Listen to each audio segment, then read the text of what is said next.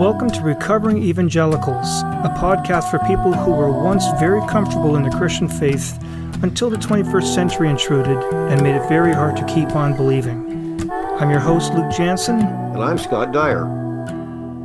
Last week we had a great conversation with the widely popular author, Philip Yancey, about his love-hate relationship with American evangelicalism. Today we're going to have an equally great conversation with another very popular individual, especially in the U.S., Frank Schaeffer, about his own love-hate relationship with that Christian movement, one which looks very different from Philip's.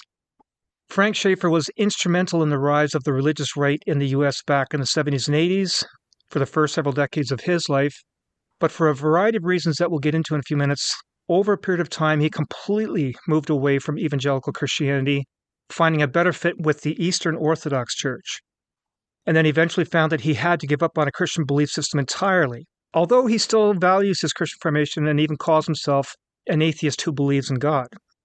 And he's now exceptionally involved in a variety of social and political causes.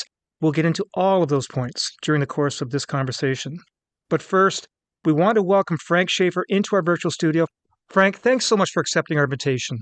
My pleasure. Thank you, Luke, and thank you, Scott, for inviting me. This will be fun. I'm looking forward to it. I just want to add on a personal note, Frank, I'm almost starstruck because I've been following your trajectory for many years, and your father had a big influence on me in my early days. In fact, I can remember very vividly when I had just started in seminary reading Escape from Reason, that little book your dad wrote. And it's hard to explain in a sense, but it was my first contact with philosophy. And all of a sudden, a whole new kind of vista opened up. And I really ate your dad's work up, only later to break with it. But I will always value that. He really introduced me that there's an intellectual side to faith that can be explored, And I've just always been grateful for that. And of course, all the stuff with Everett Koop and so on. I was very much, I won't say I was part of it, but it was part of my experience for sure. And so I followed you with great interest over the years. And I've really enjoyed your writing in particular, and your autobiographical writing, as well as the new stuff you've done on, an atheist that believes in God and so on. So it's just great to have you here. It's interesting that you bring that up about Dad, and I know this is a weird way to start a conversation, but I have to say this because something happened quite recently that I'm sure you saw in the news, where there was some evangelical group down in Florida that was objecting to the statue of David being used in an art course in their schools because they called it pornographic. And it was so funny. It was deja vu all over again, because back in the late 1970s, when we were doing the film series on art and culture that my dad wrote and that I directed and produced, called How Should We Then Live, which became enormously popular in evangelical circles, we had that whole fight. So here we are 50 years later. I can remember my dad dismissing the gospel films producers who were saying, can we show the statue of David? There are evangelicals out there that are not going to show the series because we're putting nudity in your film series. And Dad said, and this is a quote from Francis Schaeffer, the religious leader of the right. He told Billy Zioli, this movie is not being made to cater to Christian morons. That was Dad's actual phrase, because they objected to the statue of David, some other art figures, a Madonna and Child by Evangelical or somebody like that, with a breast exposed in the picture. An iconic picture of the Madonna, but with the breast exposed because she's about to feed a child. They wanted all this stuff out of the film and out of the book, and Dad just point blank refused. So what's so interesting to me is here you have a guy who's remembered as a figure, a leader in the evangelical movement that then morphed into the religious right, the Republican Party, and now come full circle. And the kind of instinct to censor and be very, very stupid is all alive and well. So, maybe the movies achieved nothing, or maybe there'll be some Christian group saying, well, Gene, maybe we should cut those parts out now. Who knows? But goes around, comes around. Never, these things just seem never to change. They just recycle. Yeah, that's fascinating. And I recall you talking about that in your memoir. And Yeah. your dad must have been conflicted himself. Was he kind of wary of these folks that he was getting Yeah. involved with? Yeah, very much so. I mean, look, if it had not been for the fact that my father, Francis Schaeffer, who founded L'Abri in 1954 when I was 2 years old in Switzerland, wrote these books, Escape from Reason, How Should We Then Live, all these things that became such well-known books within the American evangelical community and the staple of Christian schools and homeschoolers and all the rest of this. If it hadn't been for the fact that because of the influence of Dr. Sievert Koop, who at that time was the Surgeon-in-Chief of the Philadelphia Children's Hospital, later became Ronald Reagan Surgeon General, Dad took a, quote, stand against abortion and Roe v. Wade. But if you take that out of the narrative and what followed from that, books like A Christian Manifesto, where he sort of took things a step further, if you kind of ended his ministry on earth with How Should We Then Live on Art and Culture, you would be hard-pressed to see him as a figure of the right wing. Mm. You would still see him as an evangelical, but you would look at him and say, no, he was to the left. He was in art, he was in culture, he was on the side of the young people. He used phrases like the bourgeoisie as a pejorative against the white evangelical middle-class church whose values he did not share. Mm. He had gone to live in Switzerland and found a commune that looked like a hippie commune before there were Right. any. So, my dad in a way has gotten a bum rap over the years because obviously what he's remembered for now is the kind of politicized thread that came out of the pro-life movement that he and I, much to my bitter regret now, were instrumental in founding in terms of its Protestant manifestation. But if you look at his interest in art and culture, the reason a lot of thinking, more intellectual evangelicals found him so refreshing in the 60s and 70s is he was the only person talking about this stuff. Yeah, absolutely. Mm. And I have met so many people over the years who have perhaps left their evangelical faith or stayed within it or become more progressive in their views, who say, for instance, who were homeschooled and who said, thank God for the art illustrations in your book, in your dad's book, How Should We Then Live? It was the only art we had in the house. And I used to sit looking through the book and it was my vision that there's maybe a bigger world out there. That's happened to me literally 100 times. Wow. Where dad's book sort of went like an emissary of a larger worldview into a home and stuck with someone. Right. So, when I write about my regret of the part I played in helping produce whatever happened to the human race, which was this movie against abortion and Roe v. Wade with Dr. Koop and my dad, there's part of me in my mind, I'm thinking to myself, wow, be sure to add that this was not all your dad did. Mm. Right. Stick up for him. He's not here to defend himself. He was also talking about Sartre and Camus, and he was talking about Tillich Right. and Barthes. Right. Whatever his views, whether you agree or disagree, this was Right. not a narrow right-wing figure. No.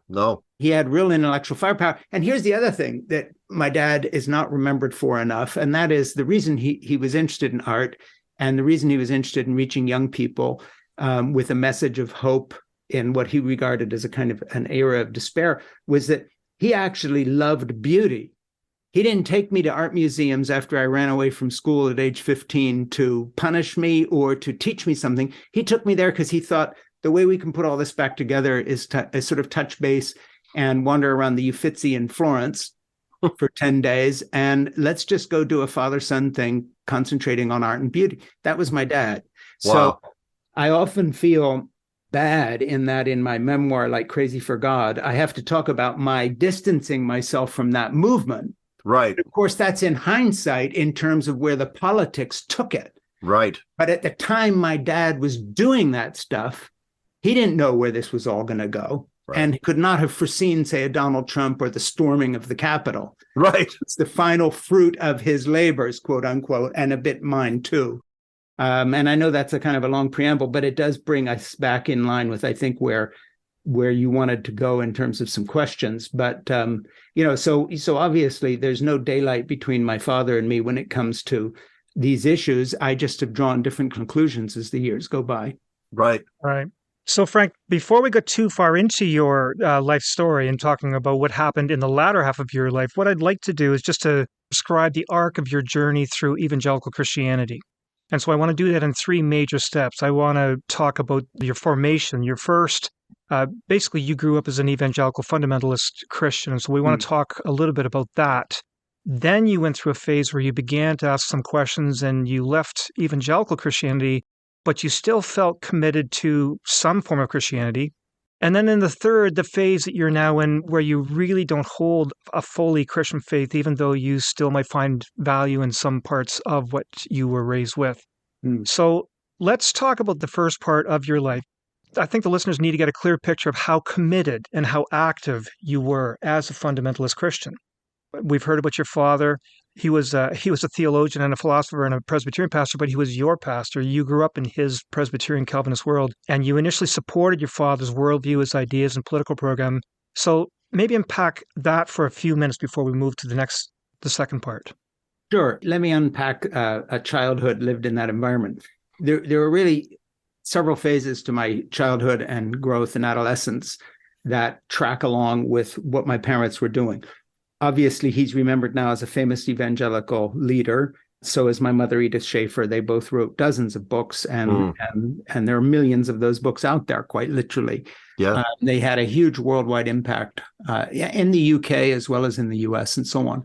But my early childhood was spent in a one-home mission that was so impoverished that we only had any kind of meat on for Sunday dinner. Mother would roast a chicken. We were eating casseroles the rest of the time. We were not poor people by global standards, but not only were my parents not famous, it was literally a day-by-day, week-by-week faith ministry that they set out in very simple terms of: we don't raise funds, we don't ask for money, we pray. Our reason to be here is to, and I'm not making this up, prove the existence of God. In other words, by the very fact that the foundation, l'abri fellowship, which means the shelter in French, exists, the fact that we don't ask for money, the fact that we have an open home and we ask the Lord to bring us the people of his choosing. That would be a phrase that I heard all the time when I was a kid. The Lord's bringing the people of his choosing. We're not trying to get famous people or rich people. We're not going for young or old. We're looking for people in need. So we had everybody staying in our house, literally 20, 30 at a time, in a rather small chalet in the Swiss Alps where my parents were living. Dad and Mom had moved to Europe in 1947 to do work with young people in bombed out cities. And they were part of an American mission that they broke with. Now they're starting their own ministry called l'abri Fellowship. My early childhood was one where I was conscious of a sort of a very vivid spiritual warfare and struggle. The Lord sent a gift. Now we have enough money for this next month. The Lord sent us a mental patient. Mr. Hamburger has just tried to commit suicide again, and the Swiss authorities are wanting to shut us down because he threw himself in front of a car and they're blaming us. It was spiritual warfare, morning, noon, and night. Everything was a prayer victory. Everything was spiritual warfare. Tremendous burden as a child with these fundamentalist parents that somehow we were responsible for showing the love of Christ. We're all in this ministry together. We got volunteered into it. So how we behaved with the students and the guests was going to impact their eternal future. Somebody gets saved, quote unquote. My sister would go down and get out the old LP of the Messiah and put on the Hallelujah chorus. She knew right where the needle went, and we would play that. That was so scratched up, we had to keep replacing the album because there were many people who were coming to Christ. That's my childhood. Not intellectual anything, no world fame, just one more little struggling church-type ministry. Dad would preach for an hour and a half every Sunday in our living room to our family and a dozen or so students. Nothing glamorous, nothing sexy, small time. Nobody knows anything about it. And then my middle years, from the time I was about 13, 14 on, somebody brought a tape recorder to l'abri, an old reel-to-reel, and started recording his lectures. And there became a kind of an underground distribution of people walking away with copies. So they got a second machine and could copy one set of tapes to another. Not cassettes, no big thing. Word got out. Eventually, a publisher said, there's a book there. And that was Escape from Reason, the book you mentioned, and another one called The God Who Was There. Yeah. And then two things happened then in my middle years. Those books got published and became bestsellers in the evangelical world and then the wider world as well. This theologian speaking about a Christ-centered life, but also about philosophy and art and history and so forth. And then, of course, when the film series were made out of some of that work, and I got involved as a young adult in my late teens and early 20s, then he sort of moved into the third phase, which is the one he kept going until 1984 when my dad passed away.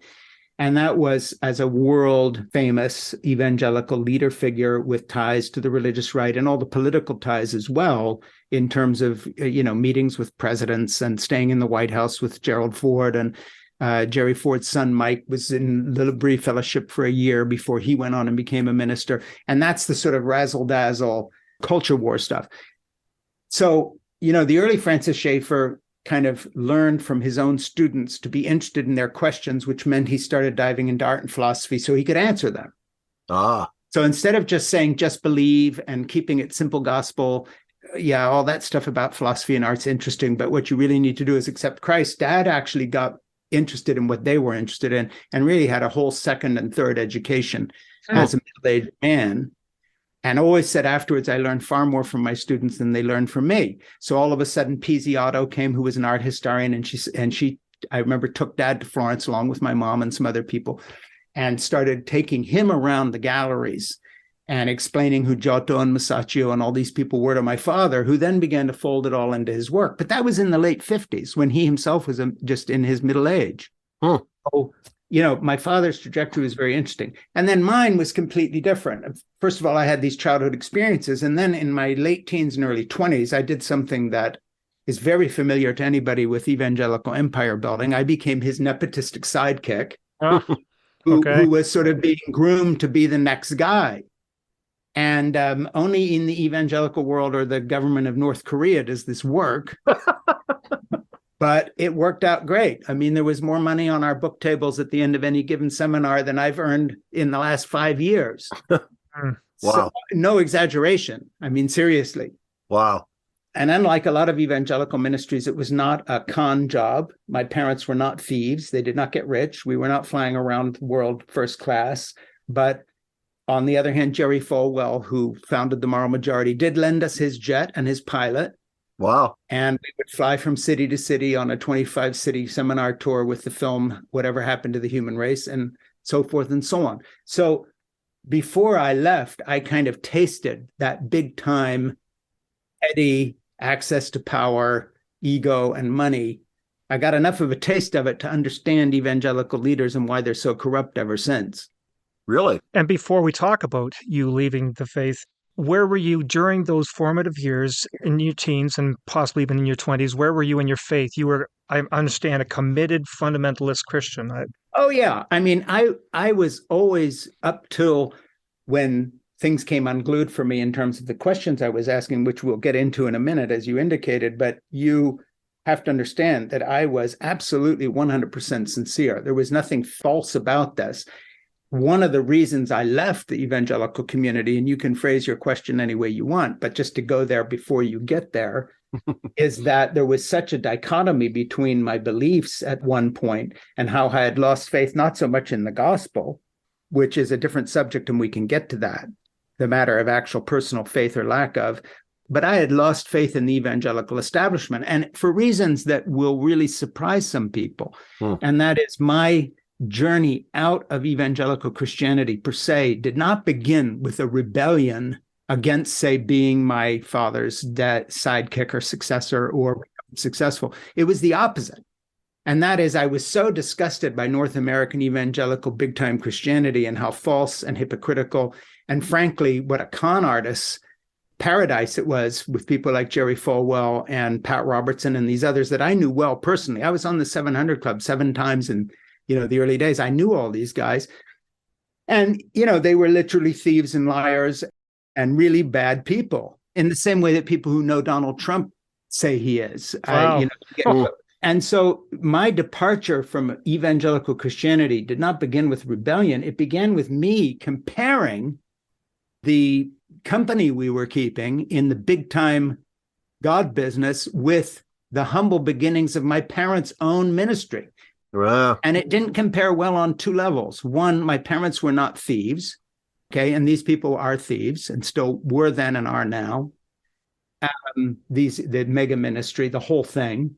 And the second thing was that on a level of how my parents had treated people, my mom, 2 a.m, cleaning up the vomit of a drug addict and not kicking them out of Labrie and saying, no, that's why we're here. And other Christians being there saying, well, why, this British rock and roll drug addict shooting heroin up in the woods and now she's vomiting in the kitchen. She has no place in a Christian ministry. And my mother had a very Christ-like response. And that is, she's exactly the reason we're here. And, of course, I didn't see Pat Robertson down on his knees cleaning up anybody's vomit ever. And I know I'm being cute. But I mean, seriously, sure. I had been raised with this idea of sacrifice. I had been raised in a family ministry where I was stepping over sleeping bags every night in the hallway when there wasn't any more room. And my mother would make the meals we did have go further and further and further to accommodate. And my dad would sit up till 2 a.m. answering some gay guy's questions for Paris, trying to fit his faith together with being a homosexual, as he would have been called then. And my dad didn't throw him out and didn't tell him he was horrible person, but accommodated him. That was my idea of what ministers did. And then all of a sudden, culture shock, having had a brief stint in British boarding schools for a while because my homeschooling hadn't worked out, becoming somewhat more literate. All of a sudden, I'm in the US flying around, and I know this is a little exaggerated, but, going from my mother in the kitchen talking to somebody at 2 a.m. and helping them out on a personal level to big-time American Christianity, the culture shock was more than my system could handle. And so eventually it was my own wife, Jeannie. I got her pregnant when we were 17 and 18. By the way, we've been together for the last 53 years. And after I've done this, I'm running off to pick up my granddaughter, Nora, from school, which is my routine. But back in those days, it was a simple matter of comparing my idea of Christian ministry that I had been raised with by these very authentic, hardworking, compassionate, loving people, which is what my parents were as human beings, whatever you think of their politics and theology, right, to what I was becoming, which was another asshole by divine right. Out there, sucking it up, making the money, hating everybody I was with. I can remember the self-loathing I felt standing at Jerry Falwell's pulpit, preaching to his church for him. And by that point, really looking around, just saying, I don't believe a word of this. And I'm not talking about the theology. Right. These are not our people. Wow. They would have hated the people my parents were ministering to. There was nobody at Labrie who wouldn't be kicked out of this college because they don't measure up to the white American middle class idea of Christianity. And and that was what started me asking questions that, of course, in the end, evolved or devolved, depending on your point of view, to a completely different place. But it began simply by the horror show that we got involved with by jumping from the shallow end of the pool into the deep dive. You know what I'm saying? There was childhood, tiny ministry, and suddenly you're flying around in Jerry Falwell's jet. It was what rock stars discover when they have a first hit. And they're a kid. And, how do they handle it? Right. So you made a comment in the Crazy for God book about, it's always intrigued me over the years about James Dobson. I think you said he was the scariest person you ever met or something. And I'm just curious where that comes from. What was scary? Well, what was scary about him for a start was that he had this weird advocacy of very cruel corporal punishment. And he talked about how he beat his dog. I mean, talk about a weird series of examples. I mean, who the hell would put this in their book, even if they did it? How he beat his dog senseless, who had disobeyed him, with his wife's girdle. Oh! That was hanging up in the bathroom, and the dog wouldn't do what he wanted. So he took the girdle and beat this little dog with it in a chapter on how to properly discipline children. Fast forward to all his disciples in these goddamn fundamentalist schools where they actually sell in the church bookstore gift shop spanking spoons. Really? Well, that's a Dobson creation. Oh, and wow. So, and the thing was, when I thought about my parents' compassion with things, to hear Dr. Dobson back in the early days when we were helping him get his radio show going. In fact, he gave away 250,000 copies of a book of mine called A Time for Anger, which was sort of my farewell to evangelicalism, and it became a bestseller before I dropped out of everything and started writing what they would call secular books. You know, he was a coldly calculated profiteer, making tens of millions of dollars. And, you know, we were a nepotistic clan, but his nepotism made us look like pikers. I mean, he had everybody, all the way down to nephews and nieces involved in the, quote, ministry, had basically taken over a whole town in Colorado and running the place. And it was like meeting with a mafia don. Wow. I mean, basically you kissed his ring and he gave away 250,000 copies of your book and they sent you the royalty check. And that was the deal. And the harsher I was, the more he liked it. That was the thing that scared me. I kept waiting for someone to rein me in. Right. I mean, the path we were on was from where we were going through Dobson and Falwell. We would have all wound up in Handmaid's Tale executing gay people. Seriously. Because the theonomists and the reconstructionists like Rousseff Rushdoony that were part of our movement were actually calling for killing people. Yes. And by the way, fast forward to the Christian nationalist movement today, calling for the overthrow of the U.S. government by saying the Constitution is illegitimate. We need to go back to the Bay State colony, forget the Constitution and the Declaration of Independence. What we need is a biblical Bill of Rights where we're now functioning again on the basis of Old Testament law. Yeah. Yeah, it's Christian Sharia law, really. Hey, I am sitting within 100 yards in Massachusetts of a place where in my neighborhood, which is not Salem, they hung a woman who was a mother of 10 children as a witch because a bunch of pastors decided that she was in league with the devil. Yeah. And this is right here, you know, back in the quote unquote good old days when we were all Christians. Yeah. Right. I don't know how we got off. We're a long way from whatever the hell your question was. I apologize. That's great though. I'm curious. So what began as a disillusionment with the movement, as you saw, I'm reminded of Wizard of Oz almost. You know, you saw the man behind the curtain. You know, and I was the man, and he was an asshole. Yeah. Right. Right. And guess who knew he was an asshole? My wife, who came from a nice sort of secularized Roman Catholic San Francisco lawyer's family. You know, she had seen the Beatles live 3 times in concert. I mean, I married a hippie princess who had come to L'Abri, not even knowing what it was, thinking she was had a place to crash while she was on a Eurail pass going to Rome. And here we are 53 years later. She had come from a normal, ordinary human family. Yeah. And she felt she had, you know, gone to the Twilight Zone. And she was saying, you know, every time you come off the road, you're getting these huge honorarium checks and you're angrier and angrier and angrier and you're becoming a worse and worse person. So, you know, it was really a choice between this kind of fake path that you keep going on because of the money and contacts to political leadership, or go back and just say, wait a minute. I never chose this. This is not what I should be doing. I'm an artist. I'm a writer. I'd rather write a novel that sells 1,000 copies than, you know, have Dobson give away 250,000 copies of a bunch of propagandistic evangelical bullshit. Yeah, right. So then this begins to, you start to question, and then you go on kind of a theological journey. So talk about that a bit, you know, your kind of intellectual journey after that. Well, you know, the first steps, I guess, would be that I discovered church history. And I started reading people that were not on the short list of Calvinist approved reading. Right. And really made quite a 10 or 15 year study of the fact that when we called ourselves Christians, but had basically eliminated all the actual Christian bodies on earth, except a couple Presbyterian churches we approved of. You know, I joked in one of my books, I think, Crazy for God, my memoir, that, you know, in the end, or maybe this was my novel Portofino, that in the family there, they'd had so many church splits that in the end, it was just my family and my 3 sisters and me, and we weren't sure about my older sister.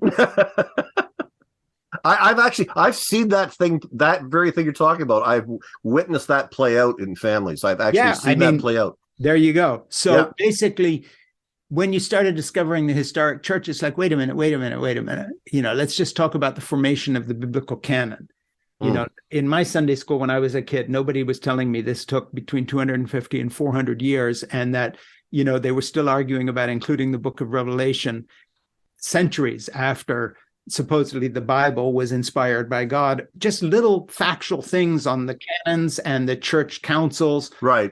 understanding that, the Byzantines were doing all this Christian stuff, before there even was an identifiable Roman Catholic Church as such, that all of these traditions were going long before, any American iteration of Christianity was a twinkle in anybody's eye. Just a sense of the scope of how we were just a footnote. We were just sort of the period on the end of a long paragraph. Right. And I had been looking at that period my whole life as if this is it. This is it. Yeah.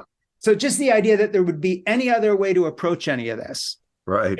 The sacraments, saints, anything, traditions. Right. That there's a whole body of Christian belief that says the Bible is the footnote, the tradition that's passed on orally, in terms of canonical, bishop to bishop, et cetera. That's where we actually have our faith. The fact that any of this could even exist, I had never even known about it. So the first crack in the wall was understanding that this was a bigger picture through self-study, self-initiated study. So that was one thing. And then the other was just beginning to understand that I had really been raised within a hermetically sealed fundamentalist community, open and caring and loving as it was to people, but that as such, I don't know any other way to put this, I had been conditioned and brainwashed.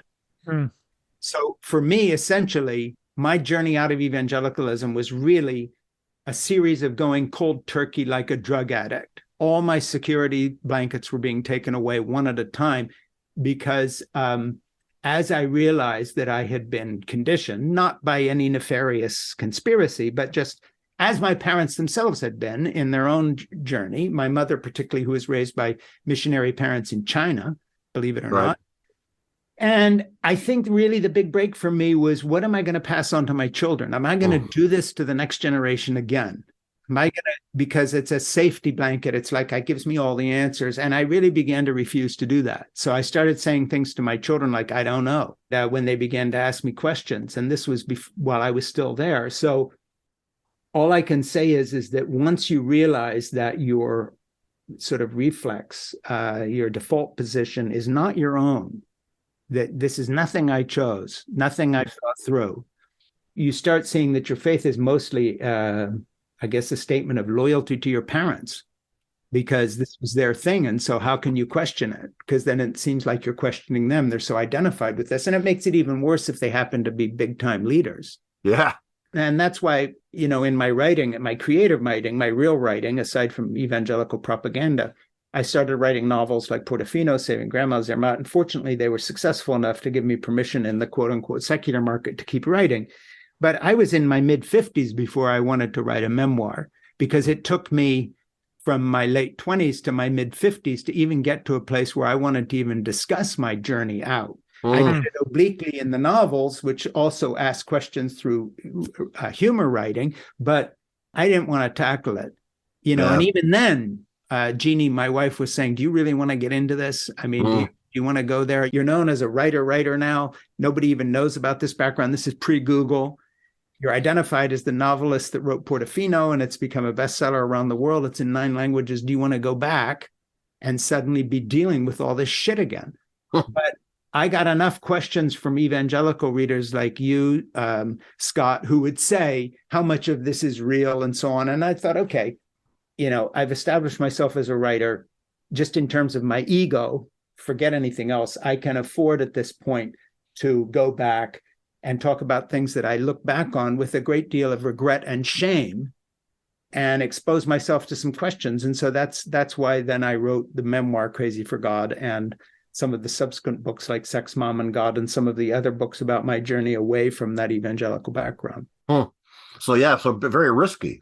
Yeah, I feel that looking back, it was, I felt at the time I needed to do that, not to settle scores or anything like that, but simply because living as a, quote, secular writer, as if I had dropped from outer space as such and didn't have a personal journey. Like, my life begins with the publication of my novel Portofino in 1990, and don't ask me any fucking questions. Yeah.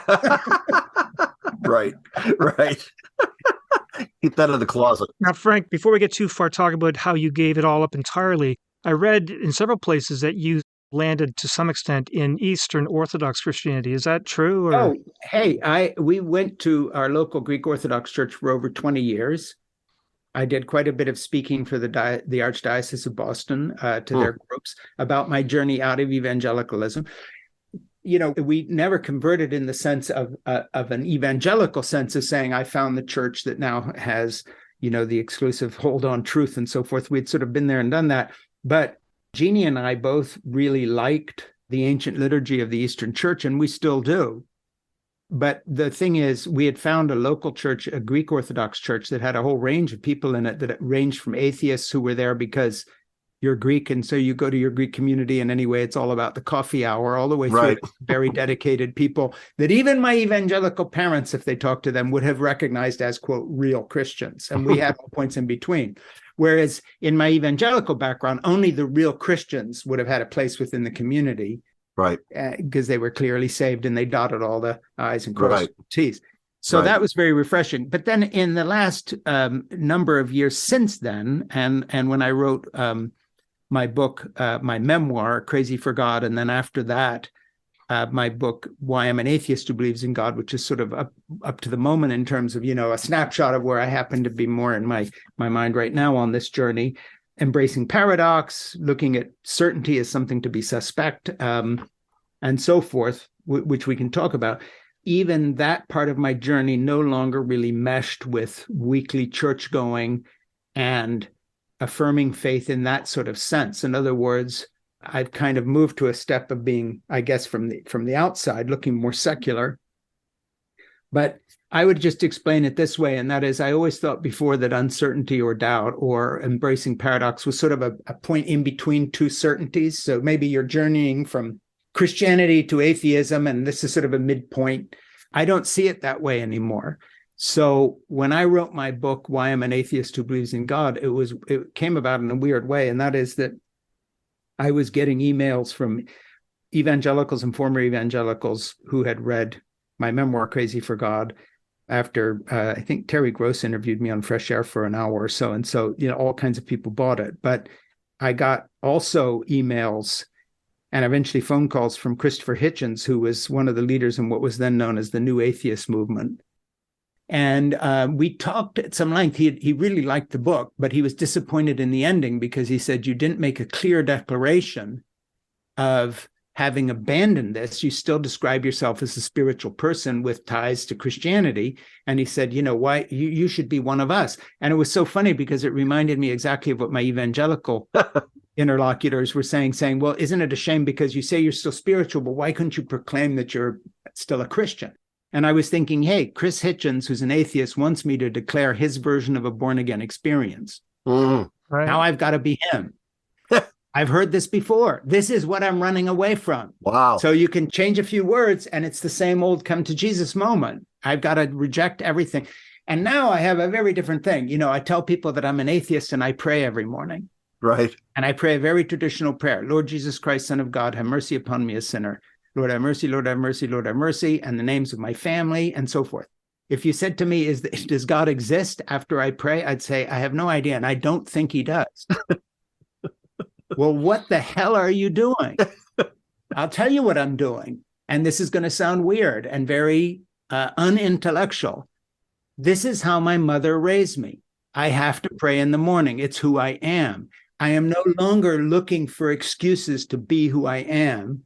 I'm a spiritual person because I was raised that way. And then being somewhat facetious, I'll look you right in the eye and say, you got a problem with that?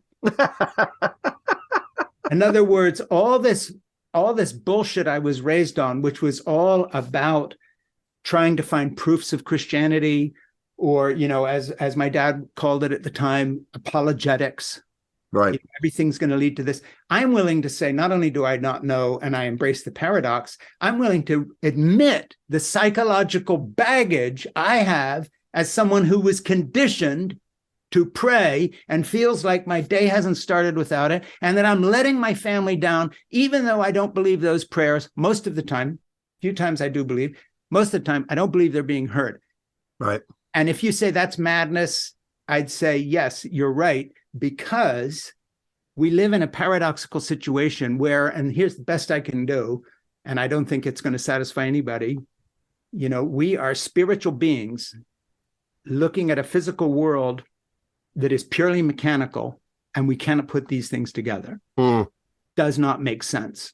Right. And so it isn't like we'll find some big answer to the big question that makes sense. We don't have the capacity to make sense of our most basic situation. And that is, we are biological machines who look at the world through spiritual eyes. Go figure.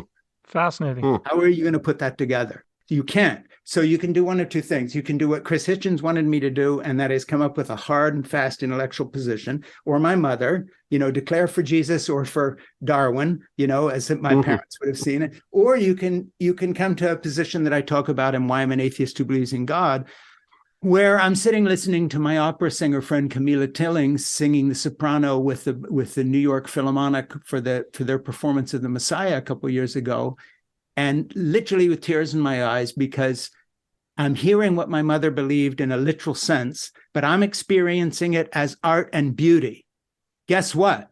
Both were correct in their own way. And in addition to which, nothing makes sense unless you accept the fact that there is beauty out there and we can touch that. Yeah. Which in the end, with my parents, was what their best contribution was anyway, in terms of the way they treated people, in terms of their appreciation of nature, art, and creativity, and so on. So, in a weird way, I don't feel I've fallen very far from the tree. I know it sounds crazy because I'm a big critic of evangelical Christianity, but, so was my father, in talking about the lack of compassion and the greed and everything else that so turned him off, and then getting sidetracked into this religious right agenda because of the pro-life movement. So I don't, in one way, I don't feel I've left anything. I'm still in it, but I'm in it as the loyal opposition. That's I really like what you said. About a lot of what you said in different areas that could be explored in detail, but in particular, this idea of certainty. I was thinking about this myself. I've thought about it over many years.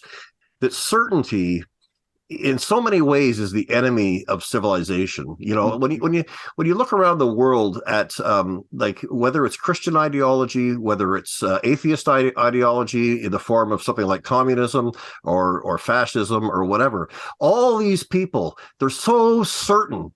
They're so certain that they're right to the point where they'll kill people who they don't think. You get that in Christianity, you get it in Islam, you get it in Hindu, you get it everywhere. Yeah. It really goes across the spectrum. And the issue isn't religion or not religion. Right? The issue is what you're saying, I think.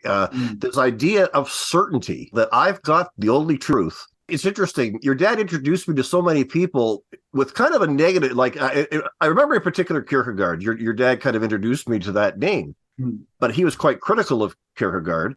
But I started reading him for myself, and I actually became quite, and still am, quite enamored with Kierkegaard. And Kierkegaard really, like you, I think, in many respects, he embraced paradox. He saw paradox as the crux of. I mean, Christianity is so full of paradox when you think about it. Yeah, and of course, for my dad, we threw the word out there a minute ago, apologetics. Yeah. He saw the discussion of other philosophers who were, from his point of view, non-Christian, or even anti-Christian, as the enemies of his certainty. Right. And his view was not to represent what they were saying. His view was what all evangelical Christians' view is of opposition, and that is, we have to answer this. Yes. In other words, we've got to put this, I'll read Kierkegaard and answer him so you don't have to. Right. You'll just know, I'll read Sartre and Camus so you don't have to. I'll look at the Renaissance and explain to you why Northern European Reformation art is closer to the gospel. And once in a while you can have a concert of Bach and Handel and cash in on some of that inheritance. But in the meantime, if you don't feel like it, no problem. I've explained it for you. Yeah. Basically, and the same thing has happened to me, by the way, with books like Crazy for God, my memoir, and that is the evangelicals that stood up to critique it didn't review the book, they reviewed me. And that is, Frank Schaeffer is a dirtbag. You don't even have to read this book because he's departed from the faith. And so we don't even need to deal with this. All we have to say is he's an apostate or whatever. Right. And that was very much my dad's approach to philosophy. Even though he was very open in his discussions with students, by the time he started writing this stuff down, his view was not, I'm exploring Kierkegaard. His view is, I'm helping Scott Dyer never have to read this and be influenced by these bad people. Yeah. And that's the evangelical trick. But of course, it's the trick of the left, too. And I'll just dive in here. Yeah. That's why I don't like the language police of the left these days, because I've seen this movie before. Yeah. And that's why you will never find me with any kind of definition of being virtue signaling to the left on a lot of these issues, because I've seen this movie. Yep. And I'm not going to be told how to write my books, and I will not be told how to use the word woman or gender in my writing, because now it's this or that. I'm not going to be dictated to as a writer to fit in with the program and or be canceled. Right. Right. That's not what writing's about. So it isn't only the right wing that has this problem. We're living in a time when we're canceling each other because somebody is more certain than we are. Yeah. They're ready to lay it down and impose it.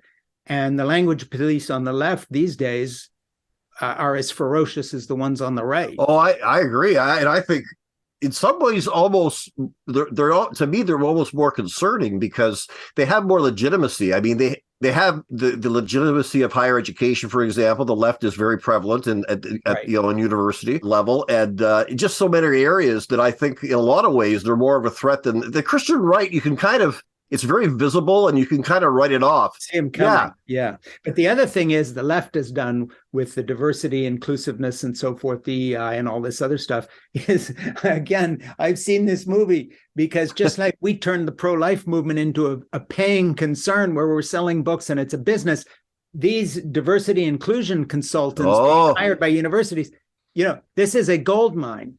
Yes. It's a multi-billion-dollar industry now, and it's been totally corporatized. So half the HR departments in the country are earning their keep by spewing the party line, whatever it was last Thursday, in exactly the same way that we would.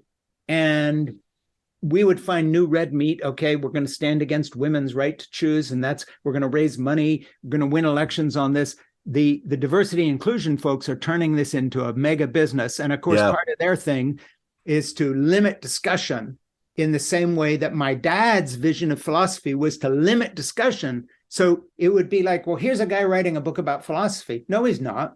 Here's a guy helping you dismiss philosophy so you never have to deal with it. Yeah. And you can feel safe as a Christian. I find the same stuff from the diversity inclusion folks, the diversity inclusion mafia that is now taken over the human resource departments of corporations with the backing of all these academic communities. And I'll tell you where you see the lie and what I experienced in my evangelical days, and I really think this is a tell. Okay. If I can give you one tell on this interview, I'm giving you one. These are pearls. All right. Okay. But here's the pearl. When I was touring around America in the big time evangelical movement, I would run into people within the movement working at the second tier, not Pat Robertson, but say his producer or whomever. Right. And if I heard it once, I heard this 10,000 times. They would say something to me like, hey, Frank, I can't say this in public, but here's what I really think about fill in the blank. Say, I really think that, some abortions ought to be legal, or, man, I don't know if you can take the Bible as literally true. I'd never say this in public, but my cousin's gay. And so, I mean, how can we say they choose that lifestyle? I've known him since he was a child. He never chose any. He's gay the way I'm heterosexual, but I can't say that in public or I'd be fired. Yeah. All right. Fast forward 50 years. Guess what? I have a lot of connections with the left. I've been on Rachel Maddow numerous times, Terry Gross. I'm known. My books are read by people. Guess who I'm meeting? A friend of mine, for instance, who's one of the founders of MoveOn.org. A leftist of a leftist. Hey, Frank, I can't say this publicly or I'd get canceled, but wow. Because they're dealing with a new rigid orthodoxy from the left. Right.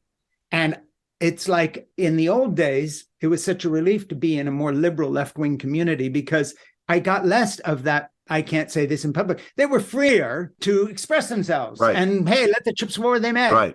Right. Now, with all this parsing of some guy's tweet that he made 20 years ago or whatever, well, Twitter wasn't around then, but you know what I'm saying? Yeah.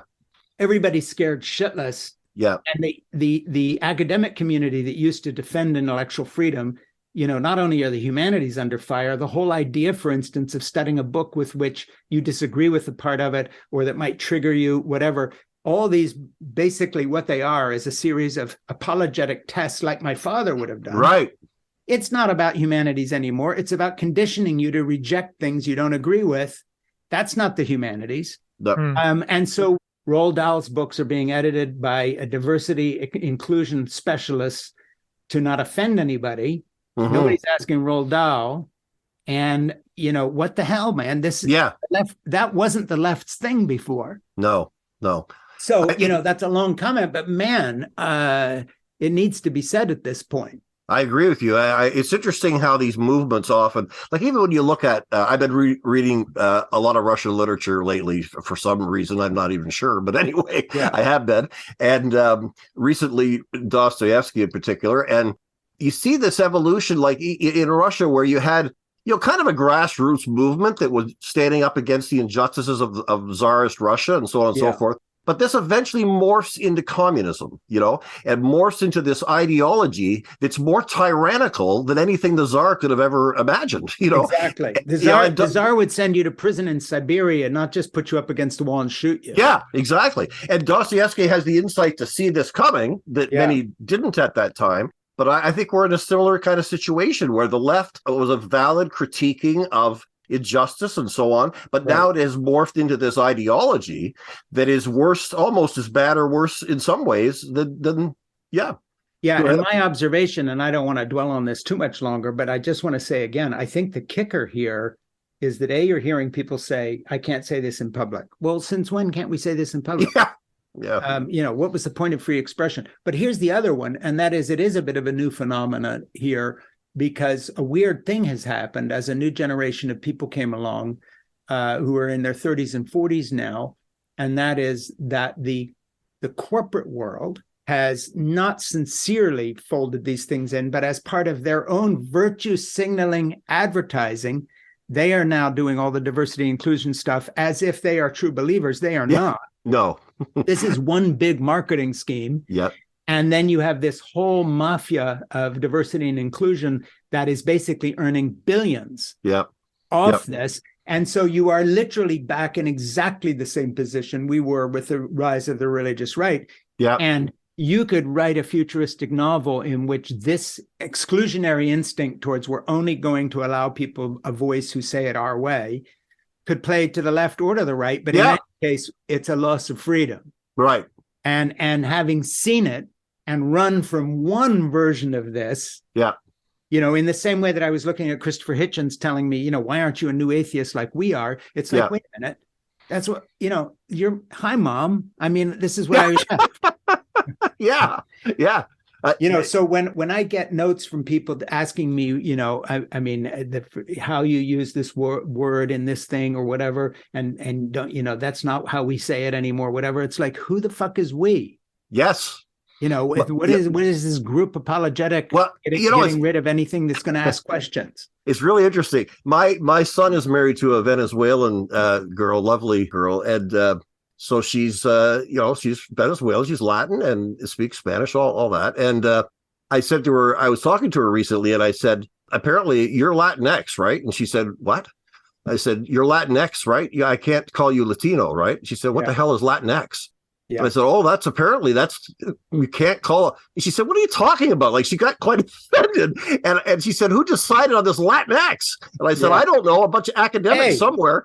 3 guys in Stanford University who have AOC's text message address. I mean, it's never anybody you ever heard of. It's just this thing suddenly happens. And then God help you, because the HR department at some major American corporation decides that everybody at the executive level now has to go for 3 weeks of diversity training. Yeah. And nobody ever says, like, who picked us. Yes. Yeah, capitalism has this amazing way of just absorbing anything. You know what I mean? Like, even anti-capitalism. Hey, we should have learned our lesson with greenwashing. Yeah. All these oil companies that suddenly are like all concerned about the environment. Yeah. British Petroleum, what we really are doing is not pumping oil out of the ground. What we're really doing is investing in this bright future that we can't exactly describe, but, trust us. Yeah, trust us. Yeah. So, we all the kind of racism is there in corporate America, and the lack of opportunity, and women being treated like shit, and it's all still happening. But we have a diversity inclusion thing, and you're going to have to sit through a seminar so we can pretend everything's fine, deal with none of the actual issues, treat women like shit, make sure that Black men don't get much of an opportunity, learn to live comfortably with the fact Black men are killed at traffic stops when white guys just get a ticket. That said, look what our corporation's doing. It's all bullshit. Yeah. And I'm going to say one more time, it's a form of apologetic argument like my father had about philosophy. Yeah. And that is, we don't want you to really read the philosopher. We want you to feel safe because I've read them and I'm telling you why you don't have to read them. So, Frank, I've got a question. I actually wondered if I should ask this question, but then it occurred to me you'd be the perfect person to ask this question. So we've been talking a lot about various labels and adjectives. We've been talking about, atheist and Marxist and Latinx and gender labels and adjectives and that sort of thing. And now our podcast is about evangelicals. It's the title, Recovering Evangelicals. We've said often that there's two meanings, at least two meanings of that. We're either recovering from evangelicalism or we're trying to recover evangelicalism, trying to rehabilitate it. And that's the question I was going to ask you. You've been through evangelicalism right from one end completely through to the other. Do you think evangelicalism can be rehabilitated? Do you think it should be? And if it were possible, whether you like that or not, how would we recover evangelicalism? I'll just speak very personally here. My memory of being in a small evangelical mission that was open to everyone and cared for them is so warm in terms of my earlier childhood and early adolescence before we got into the big time, that whatever that was is worth fighting for. Whether it has the same theology or not, I don't know. Right. But I am not of the school that says, let's just get rid of this crap. Science will show us the way. We don't need any of this. Look, who was it? Chesterton or someone said, that the problem is not when they leave Christianity, they believe in nothing. It's that they will believe in anything. Yeah. Well, that stands. I mean, the unchurched may put that down none, N-O-N-E, on the list when it's like, I don't go to church or whatever, but they're consulting astrologists, wearing crystals, doing whatever. Yeah. Problem is that if you stop providing a context for rational spirituality with a system, I know this will sound nuts, of dogma that works for somebody, pretty soon you're out in the jungle drinking Kool-Aid, waiting for the end. It unravels very quickly. And so I do not buy evangelical systematic theology. I don't think it's true. But in the sense of quantum mechanics, I also believe that just because something is not true here or in my head does not mean that it doesn't have a significance that you can't fully understand. And when I say I don't have certainty about the things I've rejected either. Right. So that when I look at the lives that were literally saved by my parents, I don't mean salvation in the Christian sense that they'll all be in heaven now. I mean lives well lived because of my parents' good advice on people's relationships, by the fact that they were forgiving people, by the fact they gave people second chances, all those fruits of the Spirit that I was raised to believe were actually what we were about. I don't want to see that go away. I had a really interesting thing the other day. I was talking at a fairly elite gathering, I won't say where, with very elite people standing around with drinks at a Christmas party and a sort of an East Coasty thing. And I mentioned to a Chinese woman there who is an educator at an elite institution that my mother was born in China. And she said right away, "Oh, your mother must have been the child of missionaries." And I said, "Yes." And she says, "Well, let me tell you something.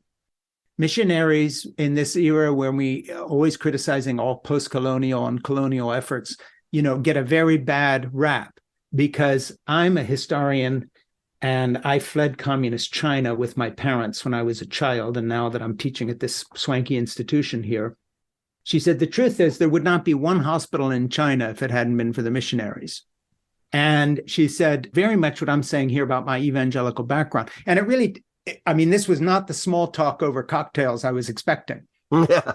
So a couple of days later, she came to my house, and Jeannie and I and this woman sat down together, and we really had a very honest discussion about the fruits of Christianity in an era which is labeling them all as post-colonial detritus to be gotten rid of.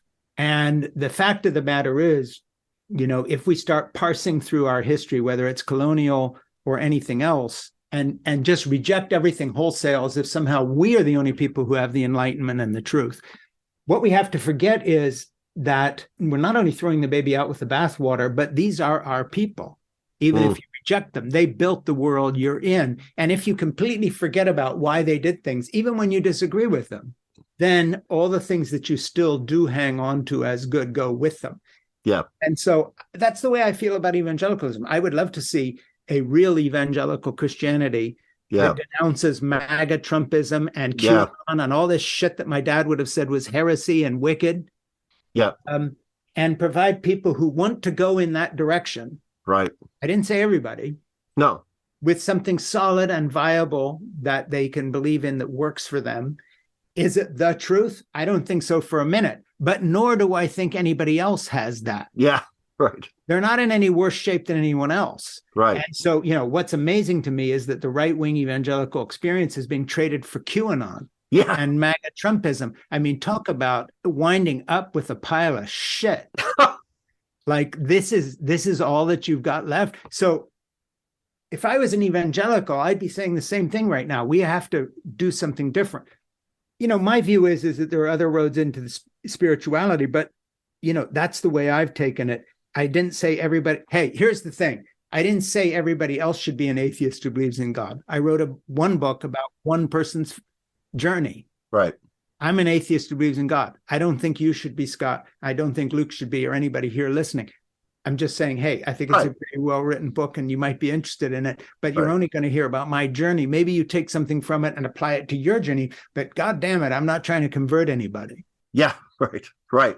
It's interesting, back up to what you're just saying a minute ago, that there's no nuance in our discussion anymore. We can't think two things at the same time. Everything has to be so black and white. There was a person in Canada. In Canada, as you may know, the residential school issue is huge here, because of the horrible things we did to the First Nations people. But somebody who had been through that system, and they kind of dared to say, and they weren't saying it was good in any sense, but they did say that some good had come out of it, that they had gotten an education, that they, but for saying that, they got completely canceled. They were finished, because you're not allowed to say, there's no nuance. You're not allowed to. Hey, the bad guys have to be very bad, and the good guys very good. And if you say anything, any manner of nuance, or hey, but maybe let's consider this, then essentially you're in the position of a heretic. And again, I've seen this movie. Yes, it's very religious, really. It's very ideological. You're with us or you're against us, kind of thing. But it's worse than religion. I'll tell you why. Because, and it's whether it's from the left or right, when you have a secularized dogmatism, there's no scripture to appeal to saying, but there's this verse in here about loving your neighbor as yourself. Yes. There's no moderation to it because there's nothing to moderate you. It's just whatever the latest cool leader has come up with as the new thing that will trigger you if it gets said. And so now you're dismissed. Yes. As ugly as it's a step lower, because at least with evangelical Christianity, when a gay person was being treated horribly, somebody like my father could say, but this isn't what Jesus taught. Right. But there's no equivalent on the left. No. So what are you going to do? You're misinterpreting Darwin. I mean, that's not going to take you very far in terms of moral suasion. So, from that point of view of devil's advocate, I look at people on the left who consider themselves secular, and I say, but what do you appeal to when your side goes off the rails and starts putting people up against the wall because they said the wrong thing on Twitter or Facebook about the issue that's a hot button right now? Don't have anything to appeal to.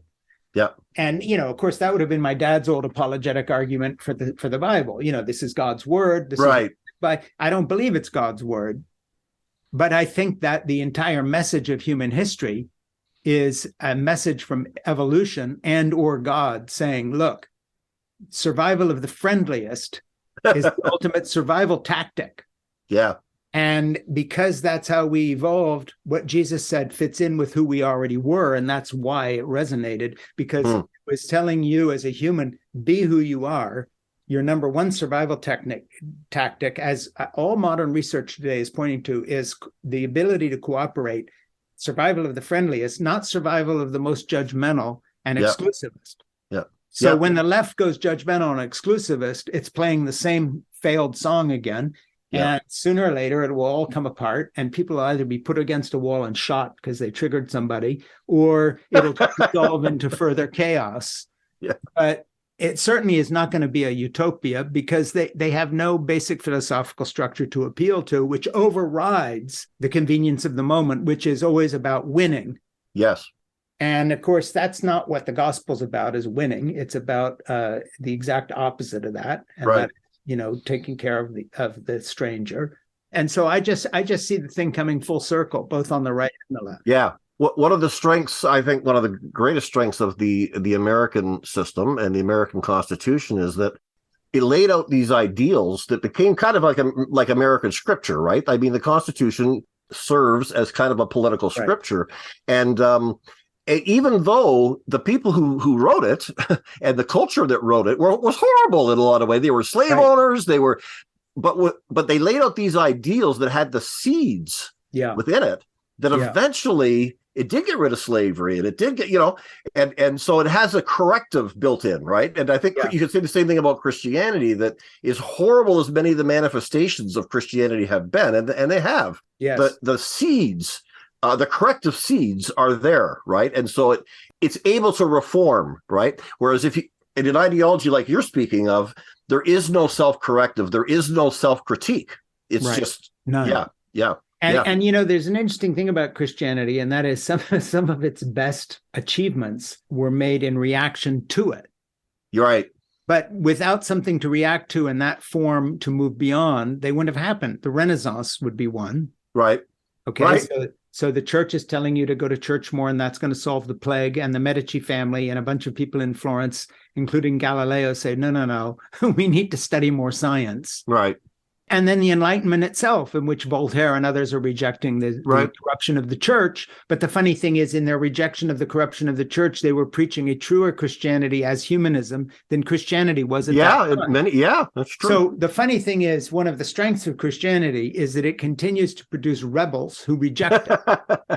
Interesting, yeah. And so that's a pretty good recommendation for a religion, that its rebels sometimes who are rejecting it in ways that were actually formed by what that religion teaches ethically. That's interesting. So Voltaire is writing his big critique of the Roman Catholic Church based on the fact that it had departed so radically from the teachings of Jesus. Right. Well, that's not a revolution. You could call that a reformation. Yeah, he's kind of a reformer. Yeah. So in a really funny circular sense, this is kind of a funny way to put it, but I'm still doing my dad's job here. Yeah.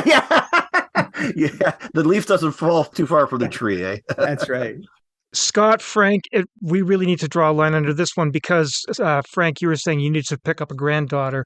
I want to thank you so much for taking this time to give us your journey, your insights. It's been amazing. We're going to put links in the show notes, Frank, for your many books, how the listeners will access your books. We didn't mention you have at least 3 podcasts going yourself. Yeah, but the thing is, look, let's see. We're doing some self-promotion here. Put a link to Crazy for God, my memoir. Yeah. My novel, Portofino. I'm thinking about what we've been talking about here. Right. And my book, Why I'm an Atheist Who Believes in God. Yeah. And then put a link to my podcast, In Conversation with Frank Schaeffer. And then it isn't that I'd want to ignore the rest, but that actually legitimately ties into what we're saying for anybody who wants to actually follow up. Almost would say any last comments, but I'm sure you go for another 20 minutes. Hey, my last comment is just thank you both. And honestly, I'm not putting window dressing here, but actually, seriously, in the midst of this conversation, I just sort of felt a level of friendship and talking. So I actually forgot we're doing a podcast. Anybody else will hear. So sorry, everyone. I forgot you guys were listening. We've really enjoyed the discussion. Well, thank you very much. Anytime. It's been a real pleasure. Thank you. Thank you, Frank. Have a good day. You too, guys. Thank you. You've been listening to Recovering Evangelicals with your hosts, Luke Jansen and Scott Dyer. Send your comments and suggestions for new episodes to lukejjansen@gmail.com. Join our private discussion group on Facebook by searching for the Recovering Evangelicals podcast group. Look for the logo that you always see at your favorite podcast catcher and ask to be let in. Subscribe to lukejjansen.wordpress.com if you want to get advanced releases and group posts, or browse through our archive for a full listing of all our previous episodes. And please help the podcast by sharing with a friend and leaving a review at your favorite podcast catcher.